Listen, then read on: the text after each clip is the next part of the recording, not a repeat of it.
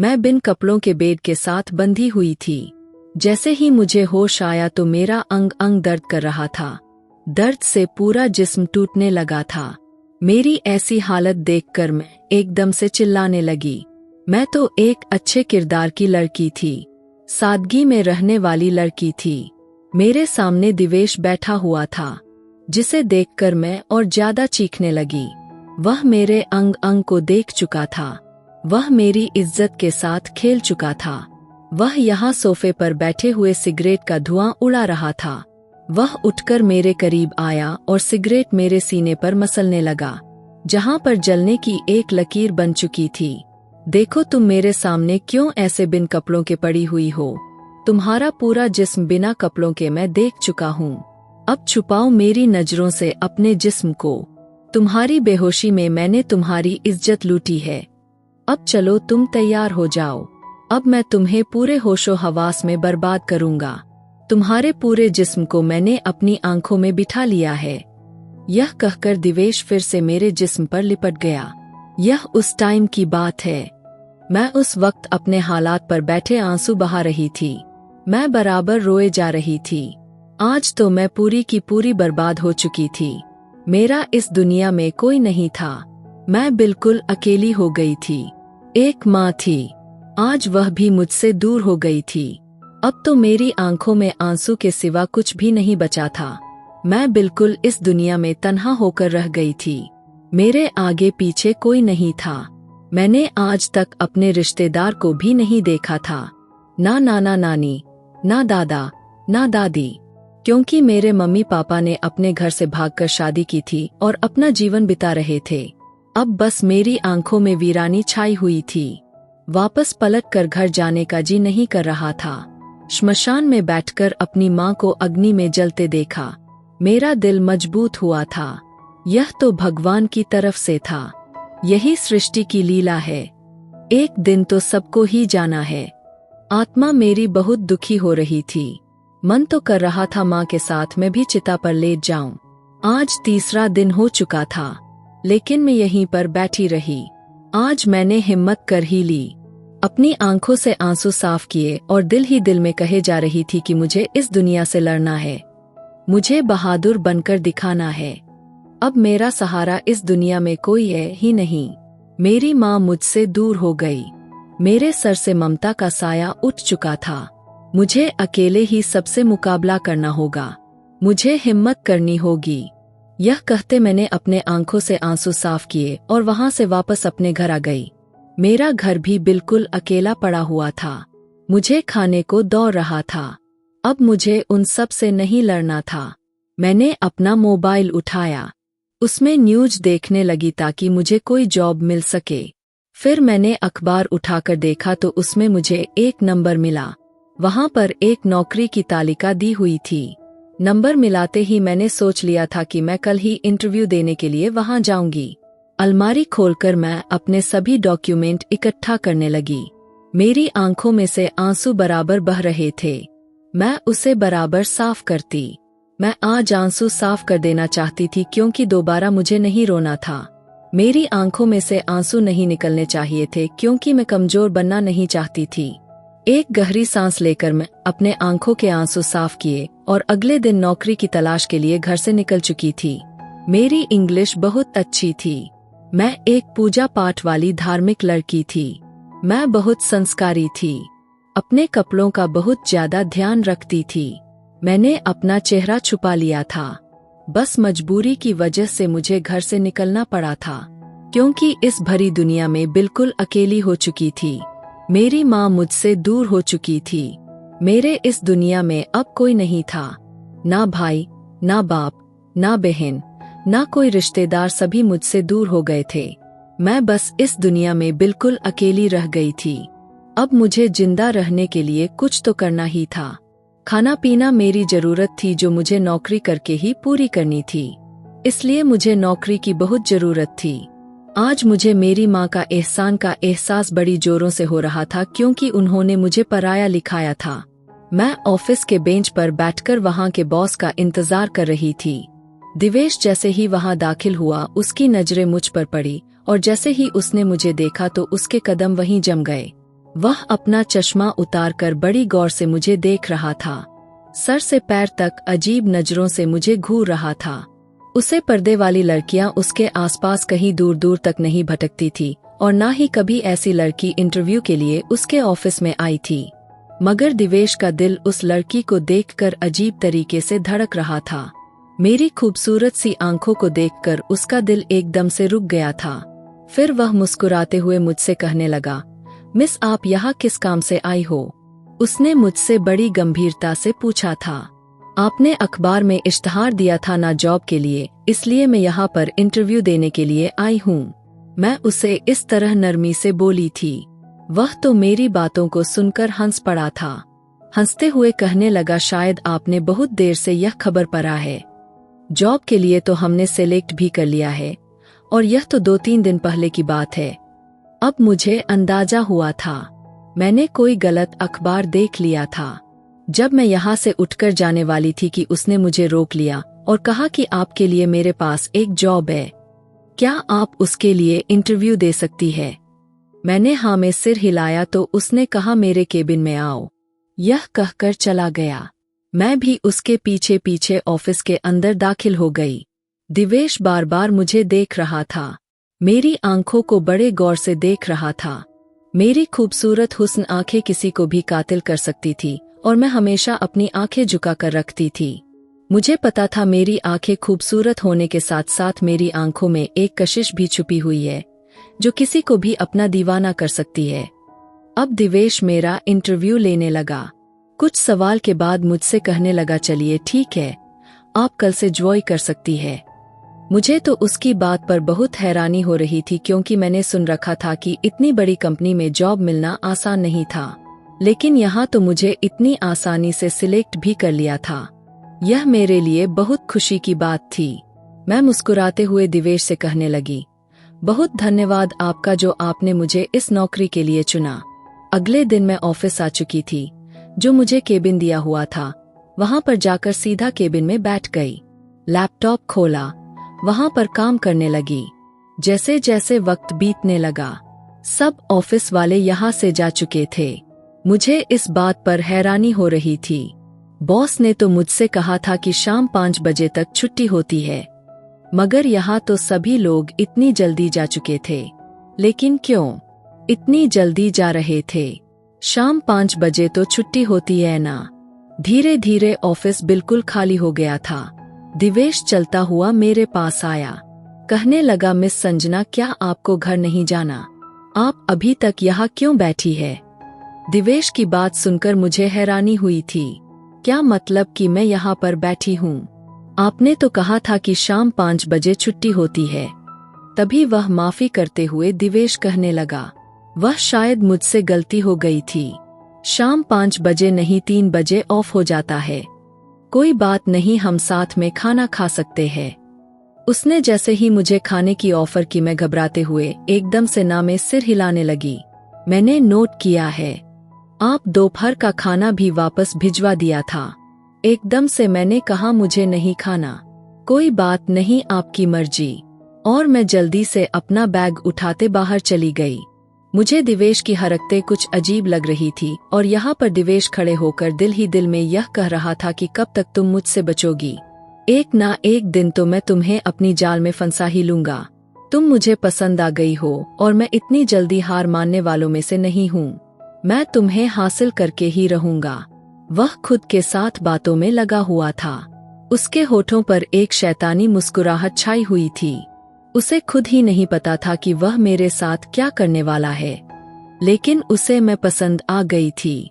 अगर दिवेश शर्मा को कोई लड़की पसंद आ गई है तो वह उसे हासिल करके ही दम लेगा, चाहे उसे जैसे भी हासिल करना पड़े। अब मैं रोज ऑफिस जाने लगी। अब दिवेश को अंदाजा हो चुका था मैं बहुत सख्त मिजाज की लड़की हूँ। काम के अलावा किसी तरह की बातों को पसंद नहीं करती और इस बात को लेकर सभी ऑफिस वाले हैरान थे, क्योंकि दिवेश ने अपने ऑफिस में किसी लड़की को भी सूट सलवार पहनने की परमिशन नहीं दी थी। तो फिर वह कैसे सूट सलवार और पर्दे में रहने वाली लड़की को यहाँ पर नौकरी के लिए रख सकता है? यह सवाल यहाँ के वर्कर के मन में चल रहा था। मेरे साथ दिवेश का व्यवहार भी बिल्कुल नरम था, मगर उसकी निगाहों में एक अजीब सी बेचैनी थी जो दिन ब दिन बढ़ती जा रही थी। वह मेरे करीब आता चुप खड़ा रहता था। कभी फाइल हाथ से लेते हुए उंगलियां छू जाती थी तो मैं नर्वस हो जाती थी, मगर उससे कुछ कहती नहीं थी। ना वह बदतमीजी करता था, वह एक दूरी बनाए रहता। बस वह कुछ ऐसे तरीके से छू जाता कि मैं काम कर रह जाती, मगर मैं उससे कुछ भी नहीं कह सकती थी। हर दिन मुझे ऐसा महसूस होता कि मेरे दिल में एक डर पैदा करने लगा है। एक दिन दिवेश मुझसे कहने लगा, संजना आपको ऑफिस में छुट्टी के बाद थोड़ी देर के लिए यहाँ रुकना होगा, मुझे तुमसे कुछ बात करनी है। मैं दिवेश के मुंह से यह बात सुनकर थोड़ी परेशान सी हो गई थी। क्या मतलब सर? अगर आपको कोई काम है तो आप मुझे अभी बता दीजिए, मैं कर देती हूँ। देखिए मैं अभी आपको नहीं बता सकता, वह कुछ जरूरी काम है। मैं आपको अभी नहीं बता सकता, लेकिन मैं बाद में बता दूंगा। आपको ज्यादा परेशान होने की जरूरत नहीं है। मैं दिवेश की बात सुनकर हाँ में सिर हिलाने लगी और कहने लगी, ठीक है सर, जैसा आप कहें। यह कहकर मैं चुप हो गई थी। वक्त यूं ही बीतने लगा और शाम हो गई थी। सब लोग ऑफिस से जा चुके थे। मैं अभी यूं ही बैठी दिवेश के बुलावे का इंतजार कर रही थी, मगर दिवेश ने काफी देर बाद मुझे अपने केबिन में बुलाया। जैसे ही मैं उसके केबिन के अंदर दाखिल हुई थी, वह मेरे करीब आया। मेरे करीब आकर केबिन का दरवाजा बंद करने लगा। उसके इस तरह दरवाजा बंद करने पर मेरा पूरा जिस्म कांप उठा था। मेरा रंग बिल्कुल उड़ा था। मैं घबराते हुए उसे कहने लगी, सर आप यह क्या कर रहे हैं? मगर दिवेश ने मुझे कुछ नहीं कहा। बस वह मेरे करीब आया और मेरे दुपट्टे को छूने की कोशिश कर रहा था। मैं एक झटके से उससे पीछे होने लगी। मेरी आंखों में आंसू चल के दिल का तूफान जोरों से धड़कने लगा था। मैंने बिना कुछ सोचे समझे दिवेश के मुंह पर तमाचा मार दिया था। दूर हटिए, यह आप क्या कर रहे हैं मेरे साथ? मुझे यह नौकरी नहीं चाहिए। मैं नहीं करना चाहती यहाँ पर काम। आप जैसे घटिया इंसान के साथ मैं कभी काम नहीं कर सकती। यह कहकर मैं वहां से जाने वाली थी। तभी झटके से दिवेश ने मेरे बाजू को जकड़ लिया और कहा, कहाँ जा रही हो मुझे छोड़कर?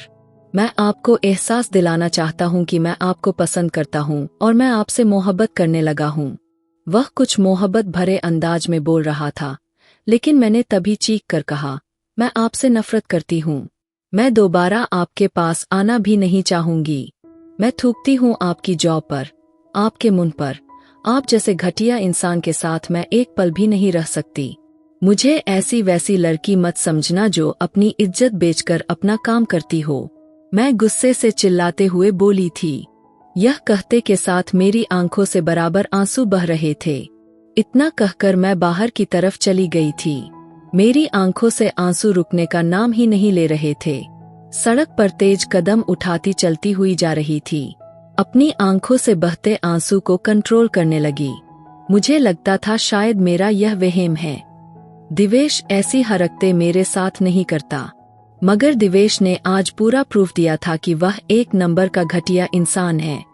जैसा मैं उसके बारे में सोचती थी, मैं अपना वहम समझती थी, लेकिन आज उसने मुझे यकीन दिलाया था वह ऐसा ही घटिया इंसान है। फिर मैं अपने घर पहुंचकर फूट फूट कर रोने लगी। अपने हाथों के प्यालों में अपना चेहरा छुपाकर बहुत रो रही थी। रोती रोती चीख कर कहने लगी, क्यों माँ, क्यों मुझे इस दुनिया में बिल्कुल अकेला छोड़कर चली गई हो? मेरा इस दुनिया में कौन है आपके सिवा? कोई भी तो नहीं था। फिर क्यों मुझे बिल्कुल अकेला छोड़कर चली गई? क्या आपको मेरा रत्ती भर भी एहसास नहीं था? मैं कैसे इस बेरहम दुनिया के साथ जीऊंगी? मैं कैसे इन दरिंदों के साथ लड़ूंगी? मैं अपने आप को कैसे मजबूत करके दिखाऊंगी? मेरा इस दुनिया में तो कोई नहीं है जो मुझे हिम्मत दे सके। यह कहते हुए मैं बहुत रो रही थी। मुझे संभालने वाला भी तो कोई नहीं था। जब मैं बहुत छोटी थी, मेरे बचपन में ही मेरे पापा की मृत्यु हो गई थी। मैंने बचपन से ही मेरे रिश्तेदारों को नहीं देखा था। ना ही मैंने दादा दादी को देखा, ना ही नाना नानी को। कोई था ही नहीं। मैं अपने माँ बाप की इकलौती ही औलाद थी। मेरे पापा के मृत्यु के बाद मैंने अपनी माँ के साथ बड़ी मुश्किल टाइम देखा था। मगर भगवान के सिवा उसने किसी को भी नहीं बुलाया था। मैं जल्दी से अपने आंसू साफ करने लगी और खुद ही अपने आप को कहने लगी, मैं बहादुर हूँ, मुझे कमजोर नहीं बनना। दरिंदों के सामने मुझे हिम्मत करके दिखानी होगी, मुझे इन सब से लड़ना होगा। मैं क्यों कमजोर पड़ूं? उनके सामने यही अपने आप को समझाते हुए मैंने एक गहरी सांस ली। मैंने अब फैसला कर लिया था कि मुझे हिम्मत करनी है। अगले दिन फिर से सुबह अपनी फाइल उठाई और इंटरव्यू देने के लिए जा रही थी। सारा दिन जगह जगह पर इंटरव्यू देने के बाद मुझे कोई भी जॉब नहीं मिली और मैं अच्छी तरह से जानती थी कि मुझे इतनी आसानी से कोई भी नौकरी नहीं मिलेगी, क्योंकि यहाँ नौकरी अब यह सिफारिश वालों को ही मिलती है, वैसे किसी को भी नौकरी नहीं मिलती। काफी टाइम के बाद शाम हो चुकी थी। अब यूं ही वक्त बीतता जा रहा था। शाम से रात हो गई। सड़क पर यूं ही पैदल चलती जा रही थी। आसपास कोई टैक्सी भी नहीं मिल रही थी। पैदल चलते चलते अचानक मुझे महसूस हुआ कोई गाड़ी मेरे आसपास रुकी है। मेरे पास एक गाड़ी आकर रुकी। दरवाजा खोला। मैंने एकदम से अपना दुपट्टा ठीक किया। मेरे सामने एक मास्क पहना लड़का मेरी तरफ देख रहा था, जो ना जाने कौन था, मगर उसके बाद किसी ने मेरे चेहरे पर रुमाल रखा जिससे मैं बेहोश हो गई। मुझे कोई होश नहीं था। मैं नहीं जानती थी मुझे कहाँ ले जाया गया। कमरे में बिल्कुल अंधेरा था। सिर्फ एक मध्यम सी लाइट जल रही थी। मेरा जिस्म एकदम से सुन पड़ा था। मेरी आंखें जैसे ही खुली, मेरे जिस्म में दर्द की टीसेस लगने लगी। मेरे पूरे बदन में ऐसा महसूस हो रहा था जैसे किसी ने मुझे मार मार कर ना जाने क्या कर दिया हो। मुझसे थोड़ा सा हिलना भी मुश्किल हो रहा था। अचानक से मुझे एहसास हुआ मेरे साथ क्या हो गया, और जैसे ही मुझे एहसास हुआ तो मैं चिल्लाने लगी और कहने लगी, कौन है? किसने मेरे साथ यह सब किया? जो कुछ भी तुमने मेरे साथ किया, भगवान तुम्हें नहीं छोड़ेगा। उसकी तुम्हें सख्त से सख्त सजा जरूर मिलेगी। मैं चिल्लाते हुए सब कह रही थी। चीख कर पूरा कमरा अपने सर पर उठा लिया था। जब कमरे का दरवाजा खुला, कमरे में भारी जूतों की आवाज गूंजने लगी। ऐसा लगा जैसे कमरे में कोई दाखिल हुआ है। पूरे कमरे में जोर से हंसने की आवाज गूंजने लगी। उस आवाज को मैं कैसे भूल सकती थी? कितने दिनों से मैंने यह बराबर आवाज सुनी थी। जब पूरा कमरा लाइटों से उजाला हुआ, मैं हैरानी से सामने खड़े उस आदमी को देखने लगी। मैं एक महल जैसे घर में मौजूद थी और मैं अपने जिस्म को छुपाना चाह रही थी, मगर मेरे हाथ पांव तो बंधे हुए थे।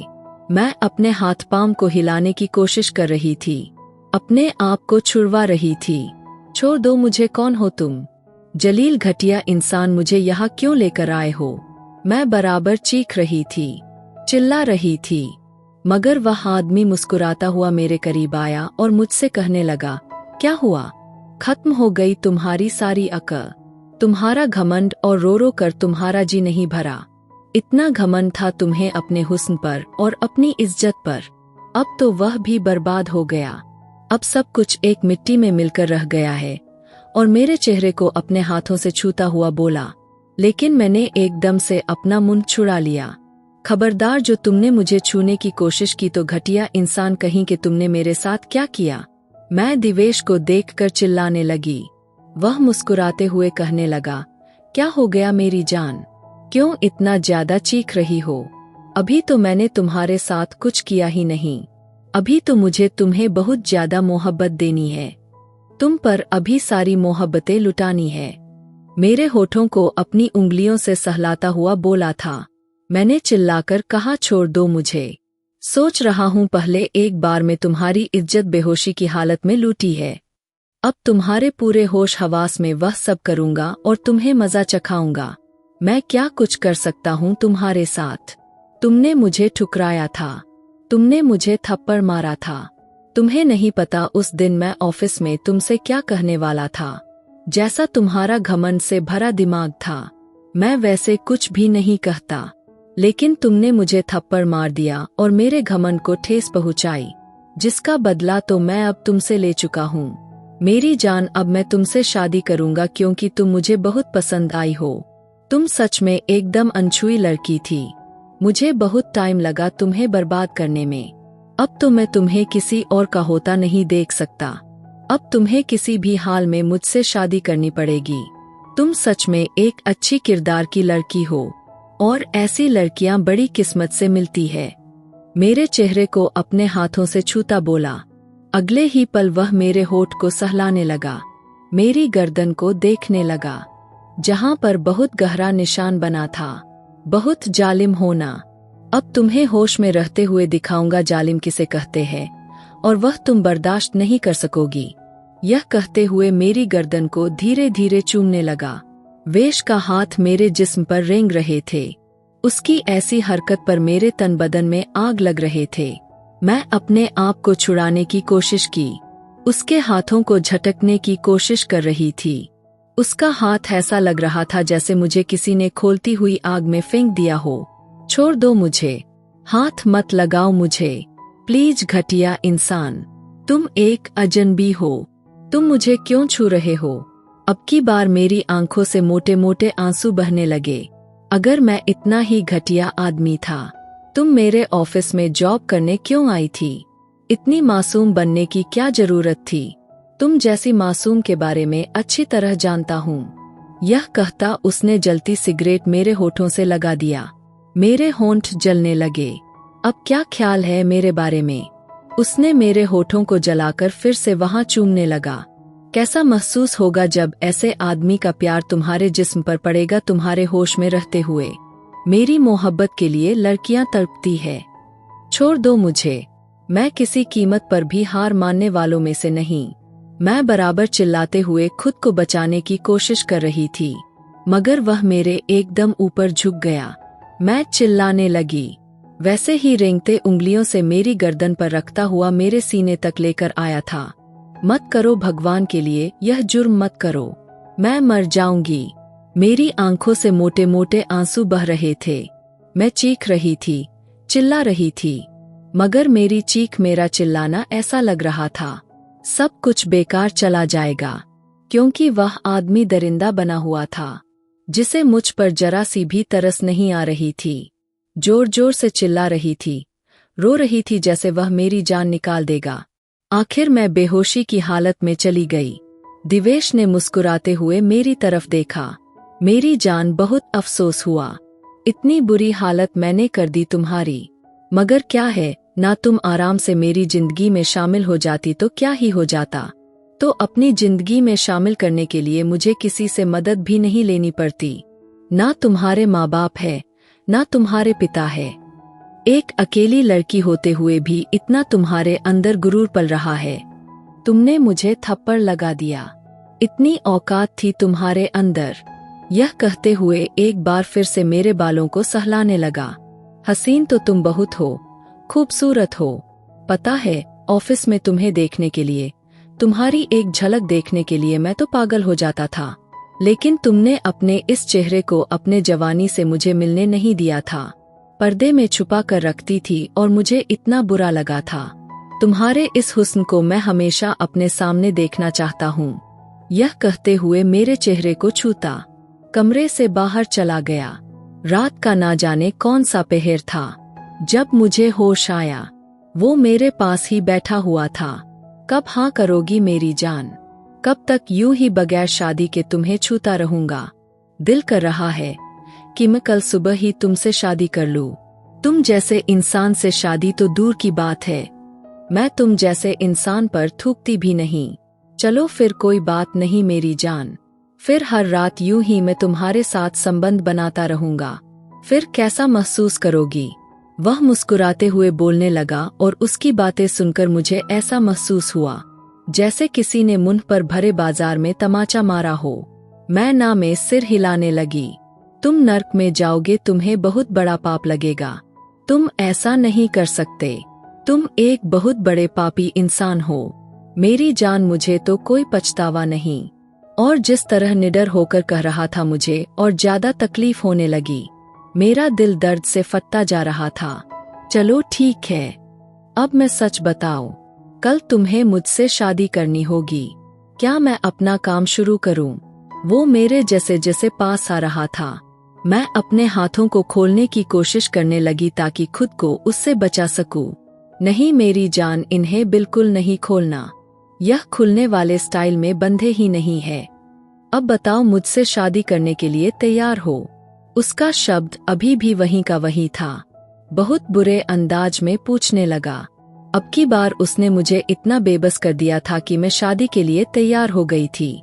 ठीक है, मैं तुम्हारे साथ शादी करने के लिए तैयार हूँ, लेकिन फिर तुम मुझे छोड़ दोगे? मैं रोते हुए बोली। वह हंसने लगा। मैं भला शादी करके तुम्हें क्यों छोड़ूंगा? अगली सुबह दिवेश पंडित जी को बुला लाया। मैं चुप बैठी हुई थी, जैसे जिंदा तो हूं पर एक लाश के बराबर हूं। मैं बहुत मजबूर हो गई थी। मेरा शरीर मुझे खुद बोझ लगने लगा था। उसने मेरे पास कोई ऑप्शन नहीं छोड़ा था। साथ हमेशा 2-3 नौकरानी होती थी। शादी की रस्में शुरू हुई। मैं उस शादी में सिर्फ एक जिंदा लाश बनकर सारे रस्म निभा रही थी।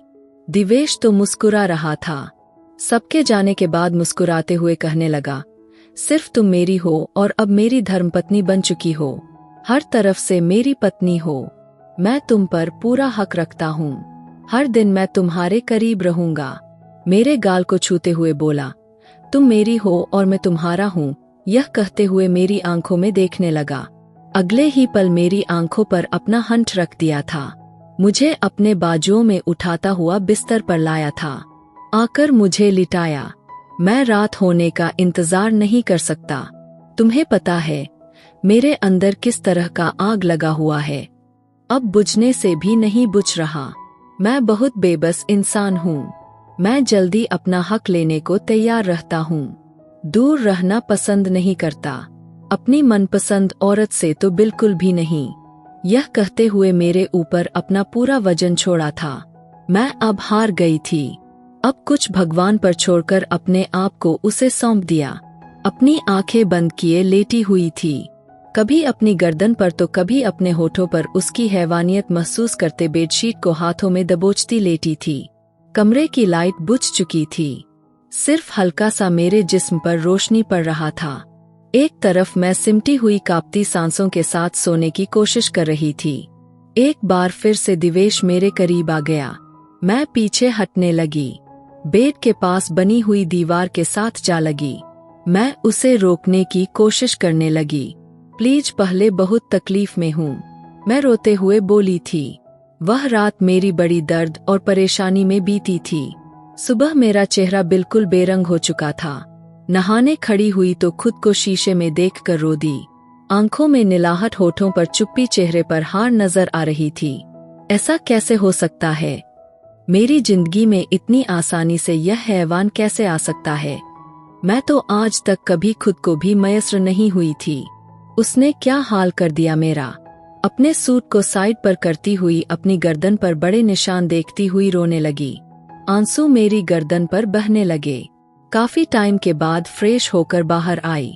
मेरा दिल तो नहीं कर रहा था कि मैं बाहर जाऊं, मगर मैं एक कैद में बंद हो चुकी थी और इस कैद में वह आदमी मुझे आजाद रखता था। इस घर में मुझे हर जगह जाने की परमिशन थी, मगर इस घर से बाहर नहीं जा सकती थी और यही कहता था कि तुम आजाद हो। यह कैसी आजादी थी?